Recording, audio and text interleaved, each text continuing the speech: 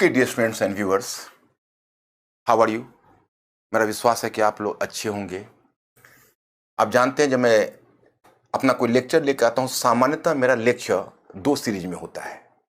एक है present and past communication series और दूसरा होता है क्रिटिकल ओपिनियन सीरीज। मैं present and past communication series का लेक्चर ही लेकर आ रहा हूँ।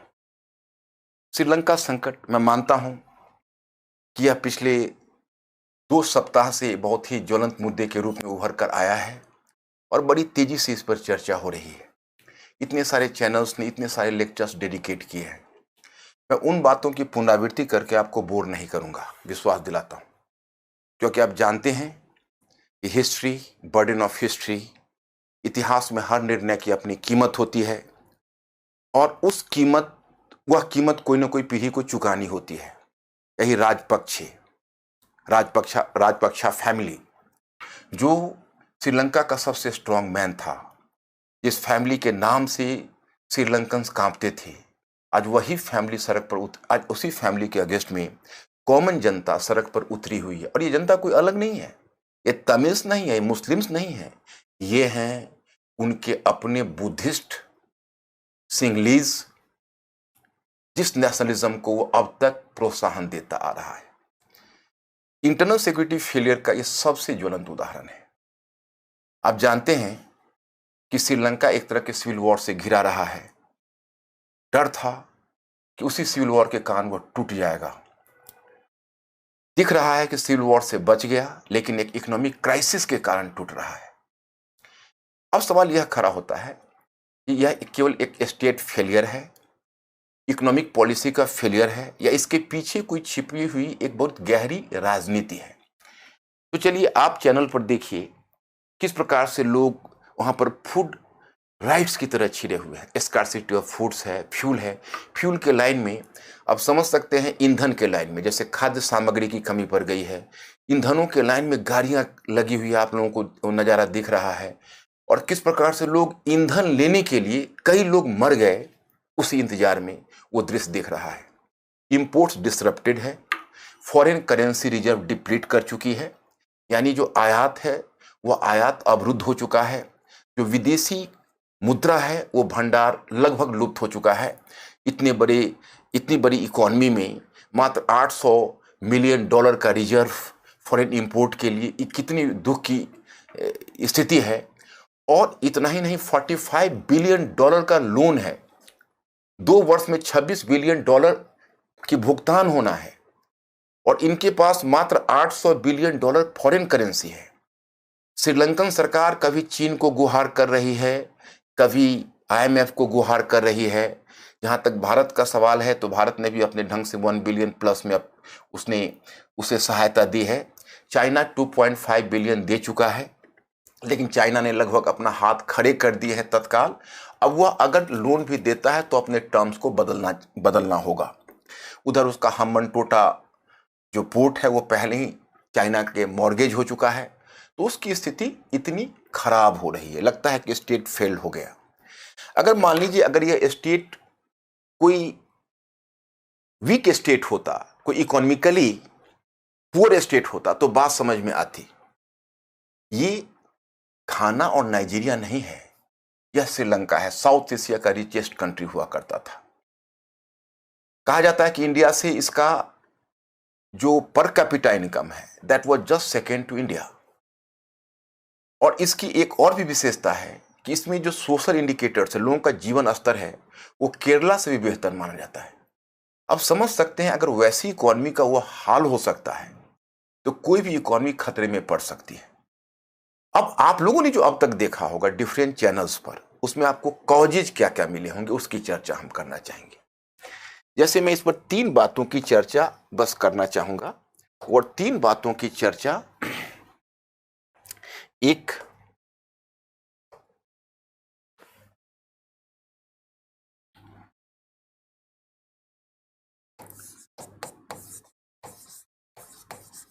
इकोनॉमिक क्राइसिस, हिंदी में तो आप जानते हैं आर्थिक संकट, विजुअल कॉजेज, विजुअल कॉजेज मतलब जो दृश्य कारण है, जो कारण हमें देखते हैं, दीज आर विजुअल कॉजेज। और तीसरा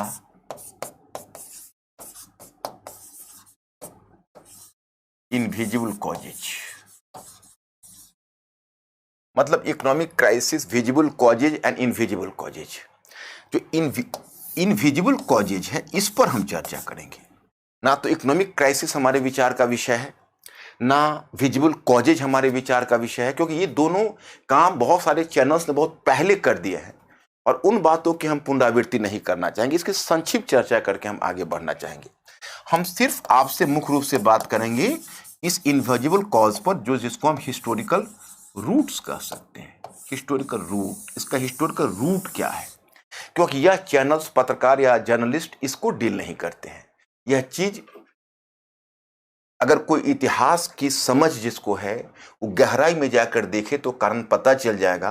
और जब आप इतिहास में जाकर देखेंगे तभी इसका सही बीमारी की जड़ आपको समझ में आएगी।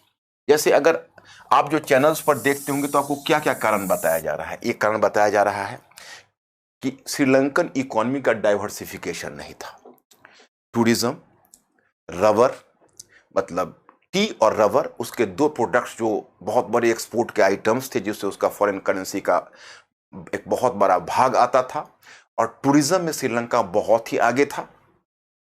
तो इस वजह से इन तीनों से उसके सोर्स ऑफ इनकम बहुत ज्यादा थे। तो पता चलता है कि अब पहले लीजिए टूरिज्म को, तो टूरिज्म का खात्मा लगभग हो गया दो कारणों से। एक तो जो ईस्टर ब्लास्ट हुआ, मतलब ईस्टर संडे, ईस्टर जो टेररिस्ट अटैक हुआ, ब्लास्ट हुआ, उसमें बहुत रेस्टोरेंट, होटल्स, इन सब को टारगेट बनाए गए। ये 2019 अप्रैल 2019 की घटना है। इसमें लगभग 250 लोग मारे गए। तो 250 लोग तो विजिबल रिकॉर्ड है, हो सकता है उसका और भी सीक्रेट रिकॉर्ड कुछ ज़्यादा ही हो। इस कारण से जो फॉरेन टूरिस्ट है वो बहुत डर गए। तो लगभग 70% उनका डिक्लाइन टूरिज्म में उसी समय हो चुका था। उसके बाद फिर सिर मुड़ाते ही ओले पड़े वाली बात हो गई, क्योंकि उधर यह हुआ ही, फिर पैंडेमिक आ गया। पैंडेमिक के आने के बाद तो लगभग ये बात तय हो गई कि नहीं, अब श्रीलंकन इकोनॉमी में टूरिज्म तो अब सरवाइव करना अभी बहुत समय तक मुश्किल होगा। तो श्रीलंका का इस तरह से एक्सपोर्ट का एक बहुत बड़ा जरिया जो उसका एक्सपोर्ट का था या फॉरेन करेंसी का था, वो समाप्त हो गया। समाप्त हो गया मतलब बहुत सीमित हो गया। अब दूसरा आइटम लेते हैं जिसमें आप देखते हो रबर है और टी। तो मैं उसमें कहना चाहूंगा कि उसमें जो राजपक्षे की सरकार है, उसमें आप जानते हो पूरे राजपक्षे फैमिली में अभी तो 5 पूरे फैमिली मेंबर्स का ही अपनी जागीर है। उसमें 5 के 5 तो कैबिनेट मिनिस्टर्स हैं, जो महिंद्र राजपक्षे प्राइम मिनिस्टर और जो गोटाबाया राजपक्षे प्रेसिडेंट। मतलब लगता है कि सब कुछ उनके अपने घर की चीज है, घर की खेती है। तो उन अब वहां पर समस्या ये आई कि उन लोगों ने कुछ ऐसे निर्णय लिए जिसको आप एक वाइज डिसीजन नहीं कहेंगे। अब उन्होंने यह कहा कि भाई डायरेक्ट हमें स्विच ओवर करना है ऑर्गेनिक फार्मिंग पर। ऑर्गेनिक फार्मिंग पर स्विच ओवर करना है। एक तो उनके सामने चुनौती थी कि आखिर उनका फर्टिलाइजर इंपोर्ट का एक बहुत बड़ा आइटम था। इसके अलावा जो कॉमन फूड्स था वो भी वो इंपोर्ट करते थे, और बदले में यहां से उनका जो एक्सपोर्टेबल आइटम्स था उसकी चर्चा तो हमने कर ही दी है। तो उन्होंने क्या किया कि एक तो फूड्स अपने यहाँ भी होता था, प्लस कुछ इंपोर्ट भी करते थे, लेकिन मुख्य रूप से उनके जो कमर्शियल क्रॉप्स होते थे, उसमें प्राइमरी प्रोडक्ट्स कह सकते हो, उसका बहुत बड़ी मात्रा में एक्सपोर्ट होता था। कुछ बात इस तरह से बिगड़ गई कि अचानक राजपक्षे फैमिली को एक साइंटिफिक खेती करने की ललक चढ़ी और उन्होंने कहा कि हम ऑर्गेनिक फार्मिंग करेंगे क्योंकि पर्यावरण फ्रेंडली होता है। और उन्होंने फर्टिलाइजर इंपोर्ट पर पाबंदी लगाई। इसकी वजह यह कि यह भी थी कि उनका फॉरेन रिजर्व कम था। उन्होंने सोचा कि दोनों काम एक साथ हो जाएगा। एक तो दुनिया को अपनी ताकत भी दिखा दूंगा, अपने गवर्नमेंट बेहतर गवर्नेंस भी दिखाऊंगा, अपने आप को इन्वायरमेंटल फ्रेंडली भी दिखाऊंगा, और इंपोर्ट की राशि को भी हम कम कर लेंगे। तो उन्होंने 100% ऑर्गेनिक फार्मिंग पर स्विच ओवर करने की बात की। अब आप समझ सकते हैं कि अभी पूरे वर्ल्ड वाइड अगर रिकॉर्ड देखेंगे तो साइंटिस्ट भी इतने बड़े फैसला लेने से ही चकते हैं, क्योंकि 1.5% ही ऑर्गेनिक फार्मिंग वर्ल्ड वाइड है। माना जाता है कि यूरोपियन यूनियन इसमें बहुत आगे है, उनकी भी ऑर्गेनिक फार्मिंग 9% से ज्यादा नहीं है। तो सवाल ये उठता है कि यह डिसीजन लेना, अब अचानक से उनका पूरा प्रोडक्शन घटकर 40% से भी कम हो गया। अब आप समझ सकते हो कि किसानों को तो परेशानी हो गई। किसानों ने तो हल्ले मचाने शुरू कर दिए। तो किसानों को खुश करने के लिए इन्होंने मिलियंस ऑफ डॉलर उनको कंपनसेशन भरे, माने मिलियंस ऑफ रुपीस के में थे, लेकिन अब डॉलर में ही अगर उसको हम काउंट करें तो उन्होंने किसानों को कंपनसेशन की रकम भरी। तो एक तो बहुत बड़ी राशि उसमें भी चली गई। इसके अलावा उनका कमर्शियल लोन का लोड बढ़ता जा रहा है। प्राय आप देखोगे कि दो तरह के लोन है, एक आईएमएफ जैसे संगठन देते हैं, तो आईएमएफ से भी उन्होंने भरपूर लोन लिए हुए हैं। 16 टाइम्स 16 टाइम्स तो ले चुके हैं, 17 टाइम्स लेने के लिए गुहार कर रहे हैं, परंतु एक बड़ी मात्रा उन्होंने कमर्शियल लोन्स की ही ली है। और 45 बिलियन डॉलर के लोन की बात है। और जहां तक चाइना का लोन है वो टोटल लोन का मात्र 10%। इसका मतलब है कि 90% अन्य सोर्स से भी लिया है और आईएमएफ के भी बहुत बड़े कर्जदार हैं। तो अब सवाल खड़ा होता है कि वह जो कमर्शियल लोन की तरफ स्विच ओवर कर रहे थे और कोशिश कर रहे थे कि आईएमएफ पर उनकी निर्भरता कम हो जाए और ज्यादा से ज्यादा कमर्शियल लोन पर हमारी निर्भरता हो जाए। अब वो आईएमएफ लोन से क्यों बचना चाह रहे थे, इसका भी मैं कारण आपको बताता हूं। और कमर्शियल लोन की तरफ, वैसे भी वो मिडिल इनकम कंट्री में आ गए थे, तो कमर्शियल लोन की ही संभावना उनको ज्यादा थी। और आईएमएफ से बचने का एक ऐतिहासिक कारण भी था जो मैं आपको आगे जिक्र करूंगा। फिलहाल मैं आपको बताऊं कि वो आईएमएफ के लोन से बचने की भरपूर कोशिश कर रहे थे और कमर्शियल लोन की तरफ बढ़ रहे थे। तो उसमें आपको पता होना चाहिए कमर्शियल लोन का इंटरेस्ट रेट ज्यादा होता है। तो अगर आप कमर्शियल लोन की तरफ स्विच ओवर करोगे तो उसमें आपका इंटरेस्ट रेट ज्यादा देना पड़ेगा। तो श्रीलंका की सरकार को अब कमर्शियल लोन पर ज्यादा इंटरेस्ट रेट देना था, तो यह उनको एक फर्दर बर्डन क्रिएट किया। अब वो पेट्रोलियम पदार्थ का आयात करते थे, पेट्रोलियम पदार्थ का आयात में कमी आ गई, फ्यूल की कमी हो गई, खाद्यान्न की कमी हो गई। सबसे बड़ी बात है कि एक श्रीलंकन का इंटरव्यू जो हमने देखा, उसके पास पैसों की कमी नहीं थी। डरने वाली बात यह है कि श्रीलंका में जो रिच लोग थे या न्यू रिच थे, व्हाइट कॉलर वर्कर्स भी थे, जिनको पास पैसों की कमी नहीं थी। उनको सिर्फ कमी थी कि सामान कहां खरीदें, because there was the total scarcity of goods. जो भी सामान था उसकी होर्डिंग हो गई, तो लग रहा था जैसे स्टेट कंप्लीटली फेल कर गया और अब फूड राइट छीनने वाला हो। ये जो कारण है, अगर आपने चैनल्स पर कारण देखा होगा तो एक कारण ईस्टराइजिंग, दूसरा पैंडेमिक, तीसरा कमर्शियल लोन का बर्डन और चौथा ऑर्गेनिक फार्मिंग, ये 4 प्रमुख कारणों की चर्चा उन्होंने की होगी। मैं भी उनकी पुनरावृत्ति आपको करके उसको संक्षिप्त में बता दिया। लेकिन जैसा कि मैंने बताया है कि इकोनॉमिक क्राइसिस, आर्थिक संकट और विजिबल कॉज, उसकी जो दृश्य कारण है, जो सारे चैनल डिस्कस करते और हमने देखा है, वो तो कारण है ही, वो तो इमीडिएट कारण वही है, बल्कि आपको बताना पड़ेगा। कोई बच्चे इंटरव्यू में भी जा रहे हैं तो कारण बताना पड़ेगा। लेकिन अगर वो हिस्ट्री के हैं तो उनका हिस्टोरिकल रूट भी पूछा जा सकता है, या वैसे भी एक प्रत्येक इंसान को उसका हिस्टोरिकल रूट जानना चाहिए। ये मैं समझता हूं कि हर बुद्धिजीवी को इतिहास की जानकारी होनी चाहिए। तो इस सिलसिले में मैं पीछे थोड़ा चलना चाहूंगा और बताना चाहूंगा कि इसकी जड़ कहाँ है। देखिए, श्रीलंका जब आप देखेंगे, जब जिस समय दुनिया का यानी एशिया का औपनिवेशीकरण हो रहा था, तो नेचुरली है इंडिया का भी हुआ, साउथ ईस्ट एशिया का भी हुआ, श्रीलंका का भी हुआ। उस समय श्रीलंका में 3 स्टेट हुआ करते थे। एक नॉर्दर्न श्रीलंका में तमिल स्टेट हुआ करते थे। तो तमिल लोग, जो श्रीलंकन तमिल हैं, उनका भी बहुत लंबा इतिहास रहा है और वो नॉर्दर्न श्रीलंका में थे। फिर साउथ श्रीलंका में दो सिंगली स्टेट्स हुआ करते थे, उसमें 3 स्टेट हुआ करते थे। तो पहले श्रीलंका पर पोर्चुगीजों ने कब्जा किया था, फिर डचों ने कब्जा किया, फिर ब्रिटिश ने कब्जा किया। और वैसे भी श्रीलंका आप देखते हैं कि वो कोस्टल एक आइलैंड कंट्री है, तो चारों तरफ से पॉपुलेशन का माइग्रेशन हो रहा था। तो उसका पॉपुलेशन कंपोजिशन को आप देखेंगे तो लगभग 70% सिंगलीज बुद्धिस्ट हैं और उसके बाद लगभग 18% तमिल है। तमिल में भी 2 श्रेणी है, 2 ग्रुप हैं। 13% वहाँ के ओरिजिनल तमिल्स हैं और 5% तमिल ऐसे हैं जिनको ब्रिटिश ने वर्कर्स के रूप में तमिलनाडु से उठाकर ले गए थे, वही तमिल वहाँ हैं। तो 18% और 10% मुस्लिम्स हैं। इसके अलावा मिक्स्ड पॉपुलेशन है, थोड़ा क्रिश्चियंस भी और अन्य तरह के पॉपुलेशन है। तो एक तरह से you will find here the mixed bag of the people. तो इस तरह से वो mixed bag of the people है।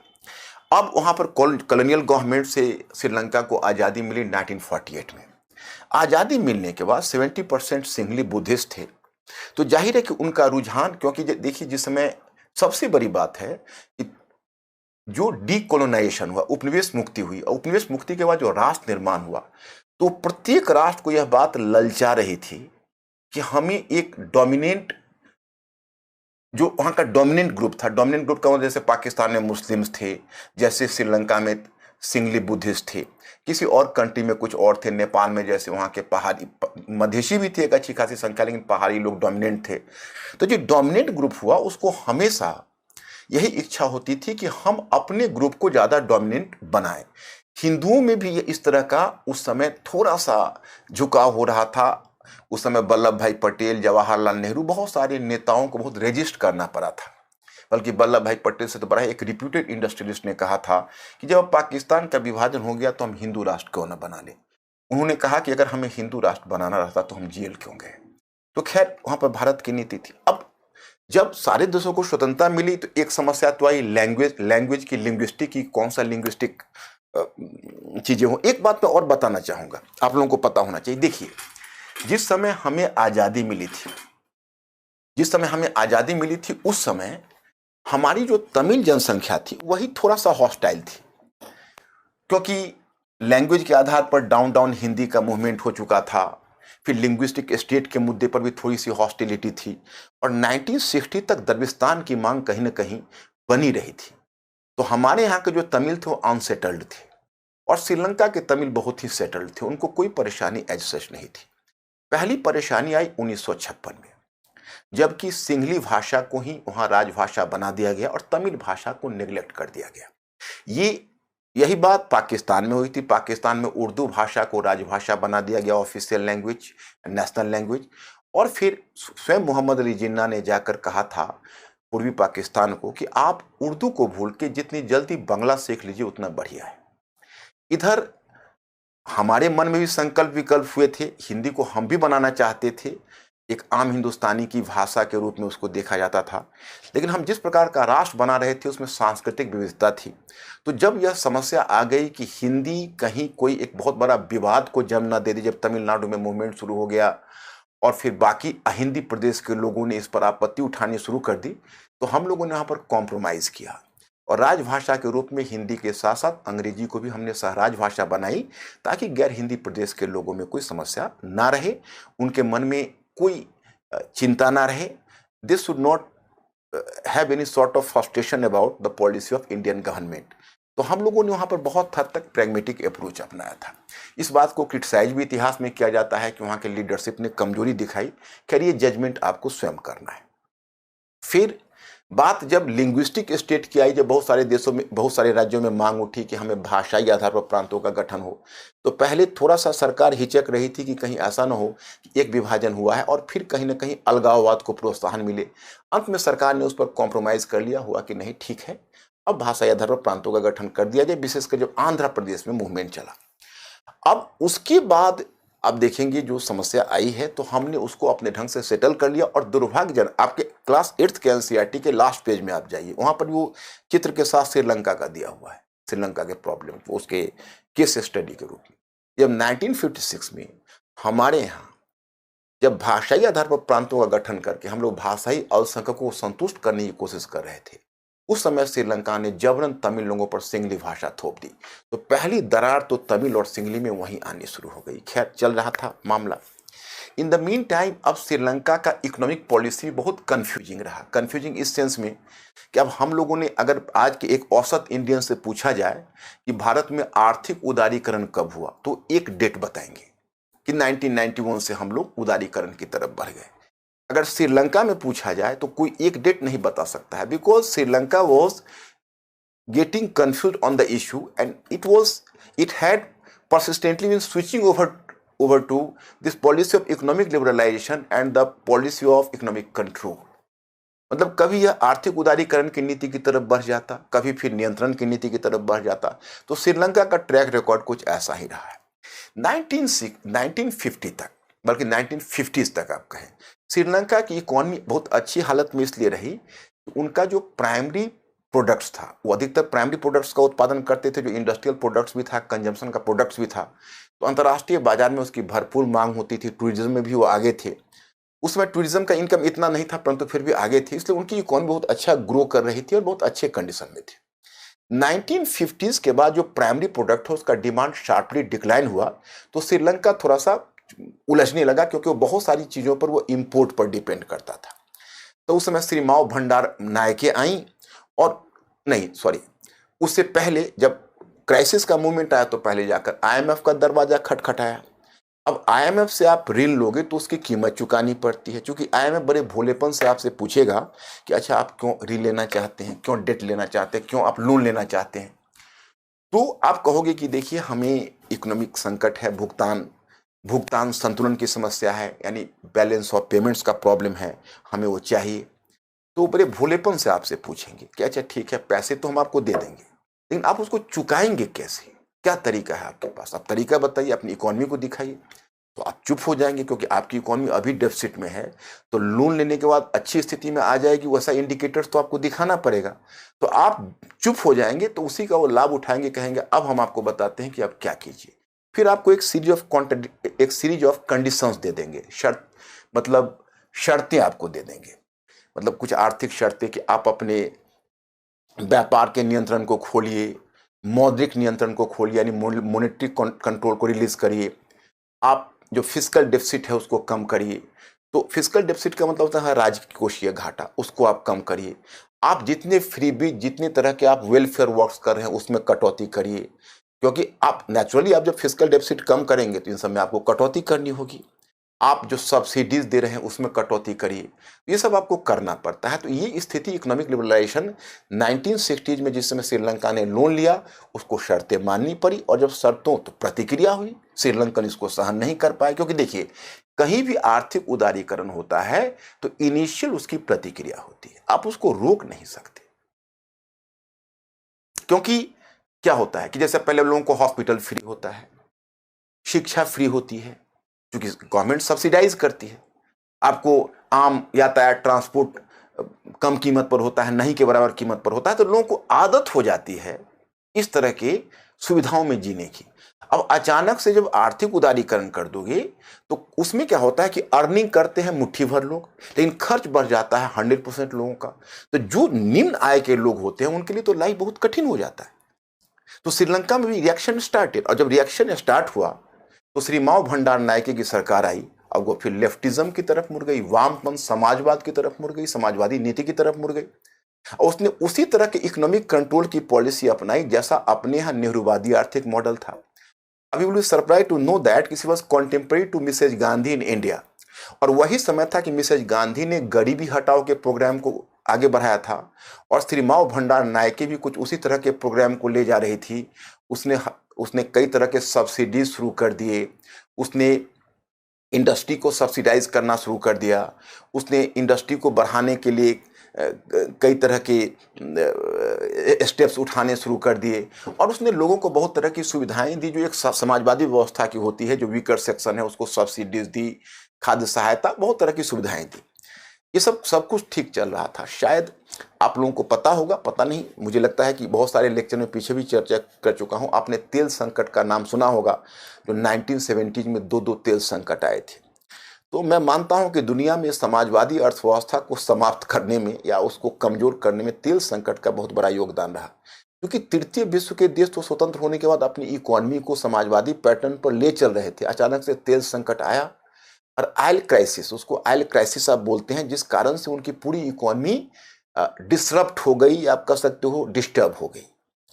तो वही श्रीलंकन की हुई। अब श्रीलंकन इकोनॉमी में जिस समय आप देखिए, आप तेल का महंगा होने का मतलब है कि आपका आयात बिल बढ़ गया, निर्यात उसका मैचिंग नहीं है, सब्सिडी आपका बढ़ रहा है, तो आपको ट्विन प्रॉब्लम होगा, उसको कहते हैं ट्विन चैलेंजेस। एक चैलेंज होगा फिस्कल डेफिसिट का, क्योंकि आप राजकोषीय घाटा होगा, आप ऑलरेडी कर रहे हैं, और दूसरा आपको अब दूसरा घाटा हो जाएगा व्यापारिक घाटा, जो व्यापारिक घाटा आपको एक करेंट अकाउंट डेफिसिट का रूप ले लेगा, राजस्व घाटा का। तो करेंट अकाउंट डेफिसिट जो आपका डेफिसिट होगा, और फिस्कल डेफिसिट, ये दो जो ट्विन प्रॉब्लम एक साथ उपस्थित हो गया श्रीलंका में, और श्रीमती माओ भंडार नायके का गवर्नमेंट क्रैश कर गई। अब आ गए राष्ट्रपति जयवर्धनी। ये जयवर्धनी के समय से मैं श्रीलंका को फॉलो कर रहा हूं एज ए स्टूडेंट।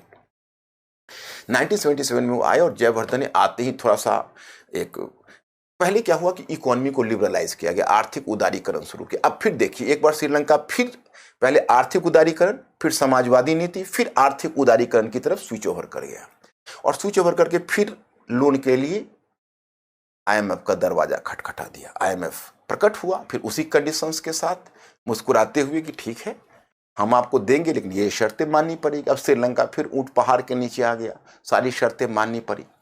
तो अब क्या है कि अब जो जयवर्धने की सरकार है, वो जयवर्धने की सरकार ने आर्थिक उदारीकरण शुरू किया। दुनिया में जहां भी आर्थिक उदारीकरण शुरू हुआ, आप गौर करके देखिएगा, वहां पर उग्र राष्ट्रवाद आया है। और उग्र राष्ट्रवाद आने की वजह है क्योंकि जो हुक्मरान आर्थिक उदारीकरण शुरू करता है उसके साथ समस्या होती है कि उसके जनसंख्या का एक भाग को दर्द होता है, खासकर जो निर्धन तबका होता है, और मिडिल इनकम ग्रुप को भी परेशानी होती है, क्योंकि पहले तो उनको मुफ्त में इन सब का यूज करने की आदत हो जाती है। तो वहां पर एक रिएक्शन होता है, एक तनाव होता है।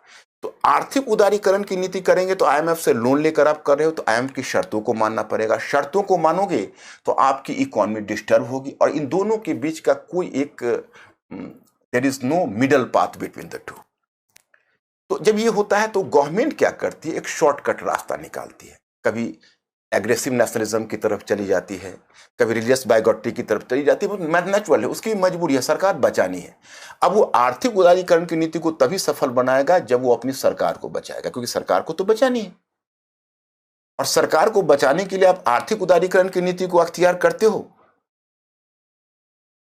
तो सरकार नहीं बचेगी, तो फिर लोगों का दिमाग डाइवर्ट करना मांगता है उस समय।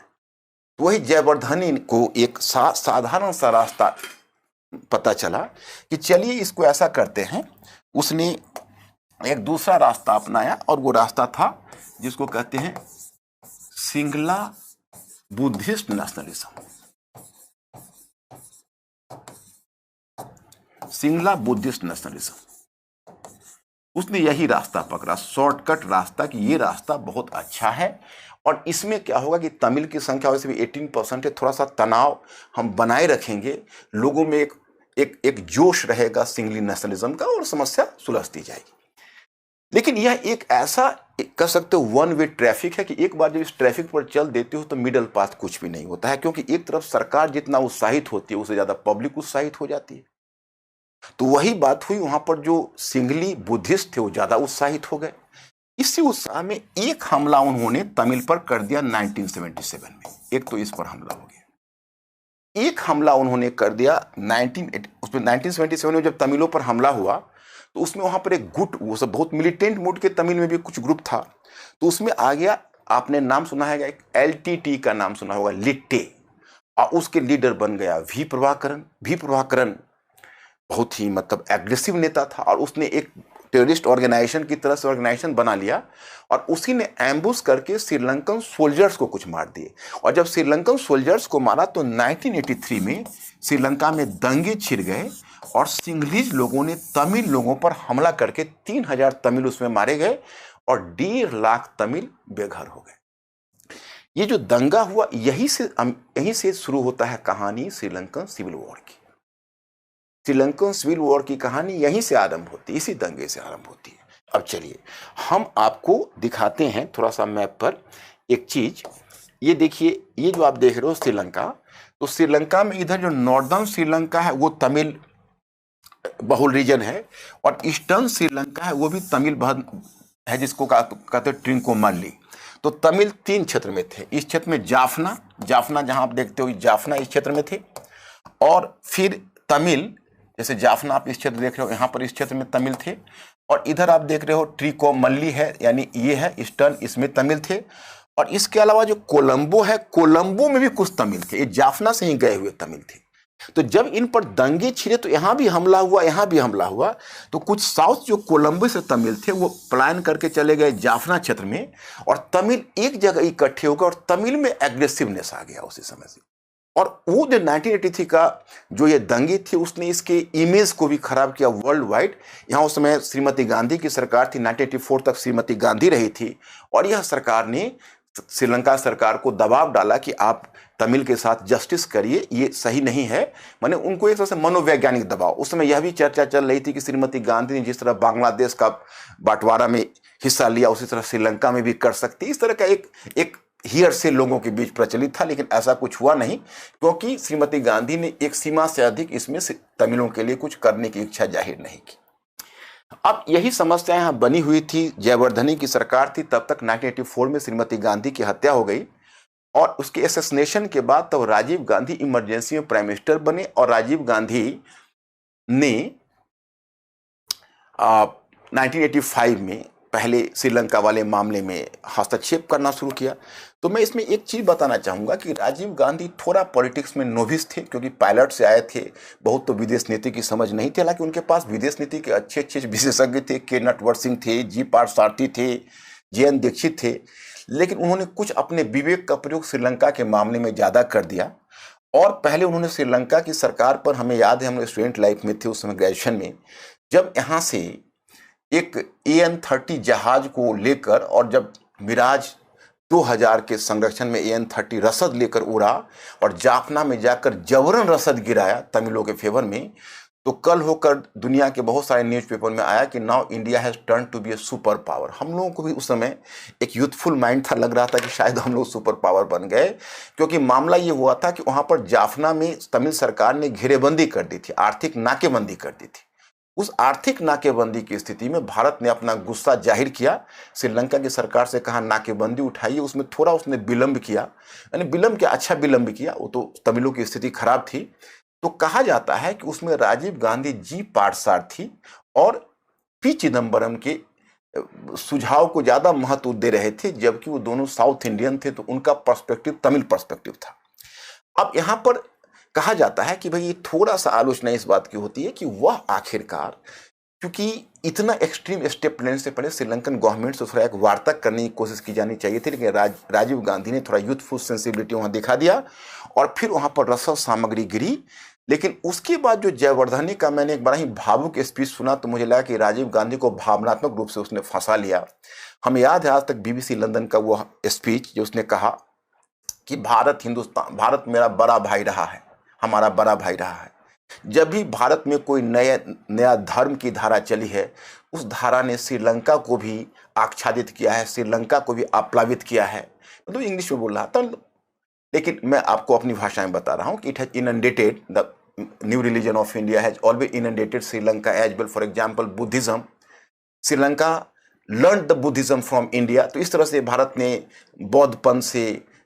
भारत से बौद्ध पंथ की शिक्षा ली थी, और आज श्रीलंका संकटों में फंसा हुआ है, एक बार फिर बड़े भाई की तरफ देख रहा है कि बड़े भाई उसकी रक्षा किस प्रकार करता है।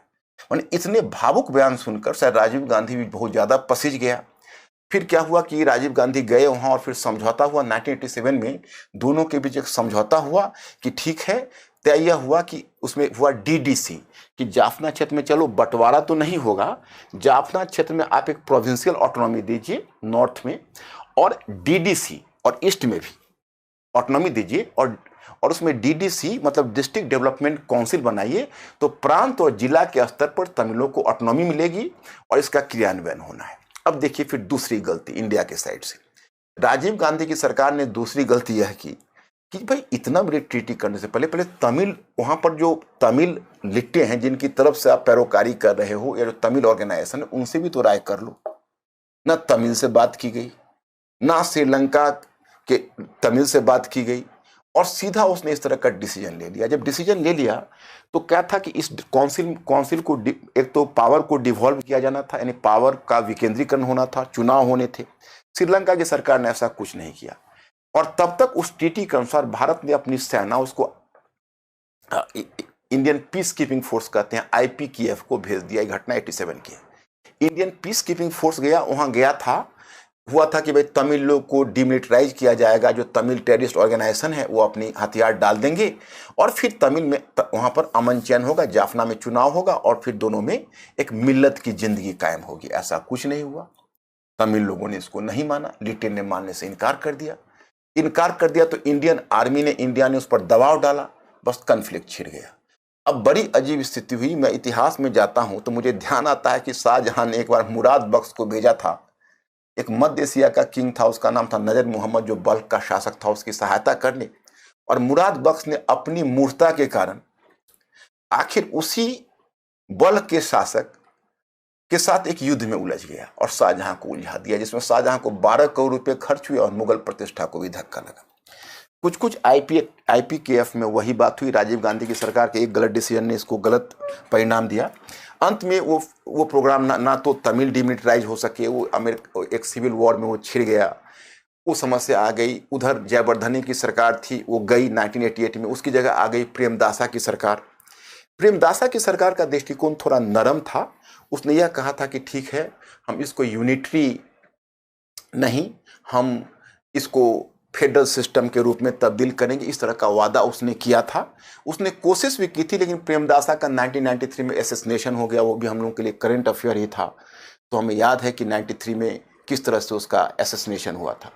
उसके बाद उसका उत्तराधिकारी के रूप में और कई आए, जैसे विक्रम सिंघे आए, फिर कुमारतुंगा आया। कुमारतुंगा तक भी कोशिश की, कोई समस्या का समाधान नहीं हुआ।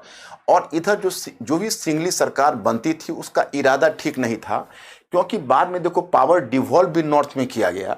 तो अब देखो प्रोविंशियल ऑटोनॉमी देने की बात थी। प्रोविंशियल ऑटोनॉमी में आज भी जाफना क्षेत्र में देखेंगे तो आपको लैंड पर राइट नहीं है, लॉ एंड ऑर्डर का राइट नहीं है। वहाँ लॉ एंड ऑर्डर आखिर श्रीलंकन पुलिस ही देखती है। तो ऐसी स्थिति में तो उन लोगों को तो वास्तव में कुछ मिला नहीं। 2001 में फिर ये बात हुई। अब 2005 में आ गए राजपक्ष। तब तक क्या किया था, जयवर्धने ने एक काम पहले और भी कर दिया था जो मिसिंग है, मैं आपको बता दूं। उसने prime ministerial form of government के बदले प्रेसिडेंशियल फॉर्म ऑफ गवर्नमेंट कर दिया था, क्योंकि माना गया जो प्रेसिडेंशियल फॉर्म ऑफ गवर्नमेंट वो ज़्यादा सटीक होगा, ज़्यादा ताकतवर बनाएगा, हम प्रॉब्लम को सॉल्व कर सकेंगे। अब जो राजपक्ष आया तो इसको अपने मसल पावर पर विश्वास था कि हम तमिल प्रॉब्लम को मसल पावर से सॉल्व करेंगे, और किया भी। मतलब बाद में चूंकि स्थिति आप जानते हो कि बदल गई थी, क्योंकि राजीव गांधी की हत्या हो गई थी, उसमें तमिल लिटे टेररिस्ट का हाथ था। तो इंडिया ने भी जो भी तमिल के प्रति सिंपैथी थी वो हाथ खींच लिया, और पता नहीं उसके अंदर क्या था। लेकिन उस समय राजपक्षे की गवर्नमेंट ने तमिलों के अगेंस्ट में बहुत जोरदार ऑपरेशन चलाया, लिट्टे के अगेंस्ट में। और उस ऑपरेशन में उसने बिल्कुल ही सिविलियंस को ध्यान में नहीं रखा, इतनी ज़्यादा उसमें उसने क्रूअल्टी दिखाई। तो लिट्टे को तो उसने स्पष्ट 3 विकल्प दिए, या तो समुद्र में कूद जाओ, जंप इनटू द ओशन, या सुसाइड करो, या सरेंडर करो। और अंत में वास्तव में लिट्टे का खात्मा हो गया, वी प्रभाकरण भी मारा गया, और इस प्रकार से वो मामला वहां समाप्त हो गया। अब राजपक्षे बन गया national hero, because he was the powerful man now. तो राजपक्षा तो 2000 लगभग 15 तक तो राजपक्षा ही कोई न कोई रूप में अपना प्रभाव क्षेत्र बनाए रखा था। बीच में एक थोड़ा नरम दृष्टिकोण वाले श्री सेन आया, उसने कुछ कोशिश की। खैर चलिए, ये तो घटना होती रहेगी, इसके विस्तार में मैं अब नहीं जाना चाहूँगा, बहुत लंबी बात हो जाएगी। मैं फिलहाल आपको मुख्य बिंदु पर बताता हूँ कि इसका रिपरकशन क्या हुआ, इसका मतलब परिणाम क्या हुआ इन सभी बातों का। अब देखिए, इस हर चीज़ की अपनी कीमत होती है। अब जैसे राजपक्षा की गवर्नमेंट जब आई थी, महिंद्र राजपक्षा जब था, तो ये 2005 की बात बता रहा हूँ। उस समय एक देश, चूंकि यूरोपीय देश भी प्रयास कर रहे थे संधि करवाने का, भारत बार बार कोशिश कर रहा था कि तमिल प्रॉब्लम सॉल्व हो, 1987 का जो एकॉर्ड है वो लागू हो, भारत हमेशा कोशिश करता रहा। और श्रीलंका की सरकार की नीयत खराब हो गई, उसने सोचा कि भारत को भी नेगलेक्ट कर देता हूँ, इंडिया को नेगलेक्ट कर दिया। और फिर जो कम से कम यूरोपियन देशों में नॉर्वे ने बड़ी ईमानदारी से कोशिश 2008 में की, लेकिन राजपक्षे की गवर्नमेंट ने जानबूझकर नॉर्वेजियन जो भी अटेम्प्ट था उसको वो फाइल कर दिया, उसको उसने बर्बाद कर दिया। और 2009 में मिलिट्री ऑपरेशन करके 2009 में लिट्टे को समाप्त करके राजपक्षे ने जीत दर्ज कर ली। अब मैं स्टूडेंट्स यहां आपको मैं बताना चाहता हूं कि प्रॉब्लम श्रीलंका का एक्चुअल इकोनॉमिक प्रॉब्लम की जड़ वहीं से शुरू हुई। जब राजपक्षे ने ये सब कुछ कर लिया तो उसके दिमाग में अब खिचड़ी श्रीलंकन गवर्नमेंट को पकने लगी कि देखो भाई, ये जो पश्चिमी देश और इंडिया है एक ही थैली के चट्टे पट्टे हैं, हमें इनके पास नहीं जाना चाहिए। तब तक चाइना का राइज हो गया था, पीसफुल राइज ऑफ चाइना, अब चाइना जाइंट बन गया था। उनको लगा कि अब एक नया वैकल्पिक हमारे पास सूत्र है, वो है चाइना। तो श्रीलंका चाइना के करीब आ गया। IMF अब उसने देखा कि जो इकोनॉमिक लिबरलाइजेशन या आर्थिक उदारीकरण की नीति थी, उसे आर्थिक संकट की स्थिति आ गई थी। तो अब राजपक्षे को रूल करना था स्ट्रॉन्ग मैन के रूप में। तो उसमें राजपक्षे ने यह सोचा कि चलो भाई, हम अब एक काम करते हैं कि हम IMF पर ज़्यादा डिपेंडेंस ना करके हम कमर्शियल लोन्स की तरफ बढ़ते हैं। कमर्शियल लोन्स की तरफ क्यों? क्योंकि आप चाहते हो कि हम अपने ढंग से रूल करें, कोई कंडीशन ना माने, लोगों को खुश करने वाली बात, झुंझुना दिखाने वाली बात। आप समझ सकते हो कि हम लोगों को सुविधाएं प्रदान करेंगे, लोग खुश रहेंगे। तो उसने तरीका यह अपनाया, अब तो तमिल प्रॉब्लम सॉल्व हो गया था, तो अब तरीका यह अपनाया कि लोगों को सब्सिडीज दिया जाए, लोगों को आर्थिक सहायता दी जाए, बहुत सारे वेलफेयर काम किए जाए, फ्री वीज जैसे पद्धति का सहारा लिया जाए और लोगों को खुश रखा जाए। आईएमएफ इस सब की अनुमति नहीं देता। तो श्रीलंका उसमें मिडिल इनकम कंट्री हो भी चुका था, कमर्शियल लोन्स की तरफ मिल गया, इंटरेस्ट राशि बढ़ती चली गई, ये फैक्टर काम कर रहा है। श्रीलंका ने अपनी आर्मी की ताकत काफ़ी बढ़ा ली, उसकी आर्मी और वेपन्स बहुत ज़्यादा मंगा लिए, डिफेंस खर्च बहुत, डिफेंस बजट अपने बहुत स्केलेट कर लिया। उसका 1 लाख सोल्जर श्रीलंका में है, जबकि उसकी जनसंख्या मात्र 2 करोड़ 20 लाख है। आप सोच सकते हैं इंडिया में 138 करोड़ जनसंख्या है, लेकिन हमारे यहाँ सोल्जर्स मात्र 13 लाख है, और सिर्फ श्रीलंका में 1 लाख सोल्जर है। आप अनुमान कर लीजिए कि कितना ये सब हैंगओवर है तमिल कन्फ्लिक्ट या सिविल वॉर का। फिर तमिलों को छेड़ने के साथ मुस्लिमों को भी छेड़ दिया गया। हालांकि मुस्लिम और तमिल में भी कन्फ्लिक्ट होते रहे, जाफना में भी, ईस्टर्न पार्ट में, लेकिन श्रीलंकन गवर्नमेंट ने यूनिफॉर्म गवर्नमेंट या यूनिफॉर्म रूल्स स्थापित करने के क्रम में मुसलमानों के नियमों में भी आघात करके, और फिर मुसलमानों के साथ भी उसने कन्फ्लिक्ट कर लिया, उनका भी दमन शुरू कर दिया। परिणाम यह हुआ, आप जानते हैं कि ब्लास्ट जैसी घटना, तो आप समझ ही सकते हैं कि उसमें आतंकवाद को भी और बढ़ावा मिल गया। तो श्रीलंकन गवर्नमेंट एक तरफ उसकी समस्याएं बढ़ रही थी, अलगाववाद बढ़ रहा था, दूसरी तरफ वो चाह रहा था कि हम सिंगली जनसंख्या को ज़्यादा से ज़्यादा खुश करें। आईएमएफ के कंडीशनलिटीज को कम करने के लिए कमर्शियल लोन बोरो कर रहा था, और अपनी ताकत को बढ़ा रहा था, सोल्जर्स की संख्या को बढ़ा रहा था, अपने डिफेंस बजट को ज़्यादा बढ़ा रहा था। ये सब पहले से ही करता आ रहा था। बीच में सिरिसेन की सरकार आई। तो अब 2019 की बात है कि खासकर जब ईस्टर ब्लास्ट हुआ, तो कहीं ना कहीं राजपक्षा परिवार का एक इमेज था स्ट्रॉन्ग मैन के रूप में। तो श्रीलंका के लोगों को ऐसा लगने लगा कि अगर हम स्ट्रॉन्ग मैन को एस्टेब्लिश कर देते हैं तो शायद हमारा सारा प्रॉब्लम सॉल्व हो जाएगा। तो उसने, दोनों भाई जीत गए। पहले तो गोटाबाया राजपक्षे प्रेसिडेंट हुए, फिर प्राइम मिनिस्टर, जो पार्लियामेंट्रियन इलेक्शंस हैं, संसदीय चुनाव है, उसमें महिंदा राजपक्षे की पार्टी जीती और फिर वो प्रधानमंत्री बन गए। इस प्रकार से, और बाकी कुछ भाई कैबिनेट मिनिस्टर्स बन गए। आप जानते हैं कि 7 पॉलिटिक्स में एक्टिव हैं और 5 तो कैबिनेट मिनिस्टर्स ही हैं। लेकिन सभी भाइयों की अपनी जागीर बन गई। अब जब इस सत्ता में आए तो अब इनका है कि इनको लगा कि अब जियो पॉलिटिक्स बदल चुका है, हमें चाइना की तरफ झुकना चाहिए। चाइना की इकॉनमी काफ़ी बड़ी हो गई है और श्रीलंका एक बड़ा ही नोडल पॉइंट पर है। उधर से वेस्ट से भी जाती है, ईस्ट से भी जाती है। इधर रोड एंड बेल्ट इनिशिएटिव आ ही चुका था, तो उनको यही लगा कि हम बैठे बैठाए हम दोनों पक्ष का लाभ उठाएंगे और चाइना हमें हेल्प करेगा। और एक रशिया चाइना ने मॉडल तो दे ही चुका है कि अगर इकोनॉमिकली आप स्ट्रांग हैं तो डेमोक्रेसी की जरूरत नहीं है। तो अनडेमोक्रेटिक होते गए और इकोनॉमिकली चाइना की सहायता से अपने आप को स्ट्रांग करने की कोशिश करते रहे। उसी क्रम में चाइना से $5 बिलियन लोन भी ले लिया। चाइना ने इनका हम्बन तोता बंदरगाह पर इन्वेस्टमेंट करके उसको मॉर्गेज भी कर दिया और बहुत सारे प्रोजेक्ट चाइना वहां पर चला रहा था। इसने इंडिया को एलियनेट किया, आईएमएफ, यूरोपियन देशों को भी एलियनेट किया, और चाइना के पास गए तो चाइना के कर्जदार बनते चले गए। और चाइना का तो आप जानते ही हो कि उसका चेकबुक इंपीरियलिज्म कहा जाता है। वो चेक तो देता है, लेकिन चेक देने के साथ वो एक साइलॉक की तरह उसकी पूरी की पूरी एक मर्चेंट की तरह उसकी कीमत चुकाना चाहता है। तो चाइना का आर्थिक दबाव इनके ऊपर पड़ने लगा। और पहले का जो लोन था वो तो उनके ऊपर बर्डन बना ही रहा, कमर्शियल लोन का इंटरेस्ट रेट ज़्यादा बना रहा। ये अपने कारणों से, जैसे खासकर जब राजपक्षी परिवार आया तो उसे लगा, क्योंकि वो इलेक्शन ही लड़ा था इसी मुद्दे पर कि हम आपके टैक्स की राशि को कम कर देंगे। अब देखिए, एक तो आप एक्सपेंडिचर को बढ़ा रहे हो और टैक्स की राशि को कम कर रहे हो, तो फिस्कल डेफिसिट तो होगा ही। तो टैक्स की राशि कम कर दिया। फिर इनको लगा कि भाई ऑर्गेनिक फार्मिंग वाला प्रयोग कर दिया। ये सब जनता को खुश करने के लिए, ये सस्ती लोकप्रियता के लिए, तो उसे कर दिया। उसको करने के बाद फिर आपने देखा कि आर्मी का एक्सपेंडिचर इनका ऑलरेडी पहले से था, कमर्शियल लोन का बर्डन पहले से ही था, ये सारी चीज़ें। और उसके बाद पैंडेमिक ने इनको तबाह कर दिया था। और अंत में रही सही कसर यूक्रेन क्राइसिस ने पूरा कर दिया, जिसमें पेट्रोलियम प्रोडक्ट का भाव बढ़ा। इंपोर्ट को इन्होंने पहले से ही रोका हुआ था। इन्होंने बड़ी मुश्किल से जिस बांध को रोका हुआ था वो बांध टूट गया। तो अगर आप इन सभी की गहराई में जाएंगे तो इसकी जड़ आपको नज़र आएगी, जो मैंने अभी आपको बताया है कि वह सिंगला बुद्धिस्ट नेशनलिज्म। ये सिंगला बुद्धिस्ट नेशनलिज्म ने श्रीलंका को एक हरे भरे राष्ट्र से एक एक उजड़ा हुआ राष्ट्र बना दिया।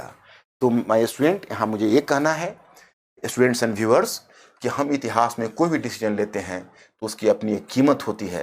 हमें लगता है कि वर्तमान घटना केवल वर्तमान कारण से हो रही है, लेकिन आप गौर से देखिए उसकी जड़ में इतिहास होता है। तो आज इतना ही, फिर दूसरे दिन दूसरे लेक्चर के साथ।